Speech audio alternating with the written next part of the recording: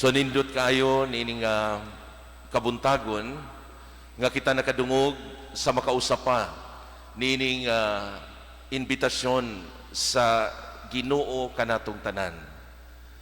Mingon siya, sunod kanako. Kining maong pulong dili siguro bag-o sa matag usa kanato. Apan kini usa ka matinud-anon nga pag-awhag sa Ginoo kanatong tanan diha sa pagsunod kaniya. Siguro ang usa ka eskriba nagsulti lamang sa kamatuoran. Gusto niya diha sa iyang kinabuhi ug nakita niya kini nga mao kini ang pinakamaanindot nga iyang buhaton. Siya mingon, Lord, I want to follow you wherever you go. Gusto ko nga mosunod kanimo bisan asa kamo adto. O dili ba kining maong pulong angay usab nga magpuyo diha sa atong kasing-kasing. Isip iyang mga disipulo, isip gitawag sa Dios diha sa pagsunod kaniya. Ana usab kining maong mga pulong nga kita angay nga moingon usab, Ginoo, andam ako nga mosunod kanimo bisan asa kamo adto. Pero adunay dakong hagit si Kristo diha sa iyang pagtubag niining maong pulong gikan ining usa ka tawo. Ang iyang tubag matud pa niya, foxes have dens, birds of the sky have nests, but the Son of Man has nowhere to lay his head. Walay lugar nga katulgan o kapahulayan. Mga igsuon, dinhi gipakita ni Kristo kung unsa gayud ang kalisod diha sa pagsunod kaniya. Ug una atong hinumduman nga kining iyang tubag ngadto sa eskriba nagpadayag kini sa andam o kanabang murabaw kagustuhan gayon nga ikaw mupuyo diha sa iyang kinabuhi. It is about being ready, first of all, ready and willing to journey with the life of Jesus o in the life of Jesus.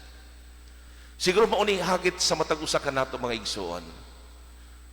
Kita giawat sa pagsunod kaniya, andam kita, mibungat kita nga musunod kita kaniya bisan asa. Pero ato hinumduman nga una sa tanan, this is about to be ready and willing always. Kanunay nga andam nga musunod ug mupuyo diha sa kinabuhi ni Kristo. Ikaduha mga igsuon, it is about our commitment to Him.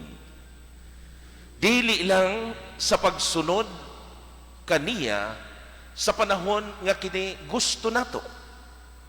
Apan siya nagtawag kanato nga kinahanglan mukumit ta kaniya ug kini mauna ang atong mahimong kinabuhi sa matag adlaw. Andam kita nga mohatag sa atong kaugalingon.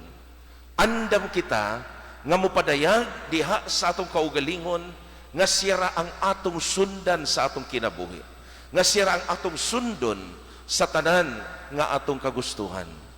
Ang pagsunod o ang pagdawat kaniya, mao kini ang dakong hagit alang kanato.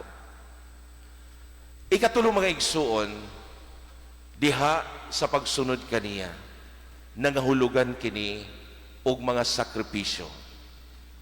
Andam ba kita nga mosakripisyo alang og tungod kaniya? Kini maong sakripisyo mga igsuon, wala lamang niya wala lamang kini magpasabot nga diha sa atong paglakaw kaniya apan sa matag adlaw sa atong kinabuhi. Tungod kay sa atong pagsunod kaniya, anaa ang paagi nga kita mohatag usab sa atong kaugalingon sa usag-usa kanato.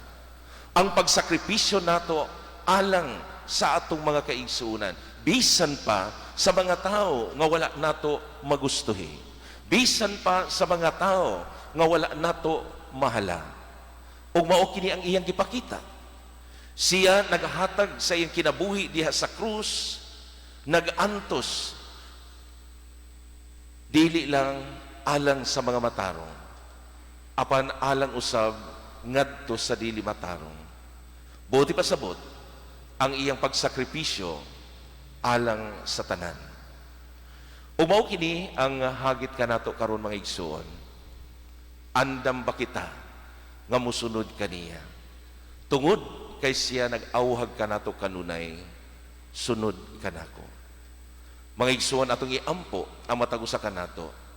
Ngaunta magmatinud-anon kita kanunay diha sa maong tubag.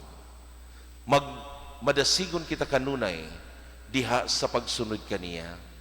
Og labaw sa tanan, andam kita mohatag sa atong kinabuhi alang kaniya. Amen.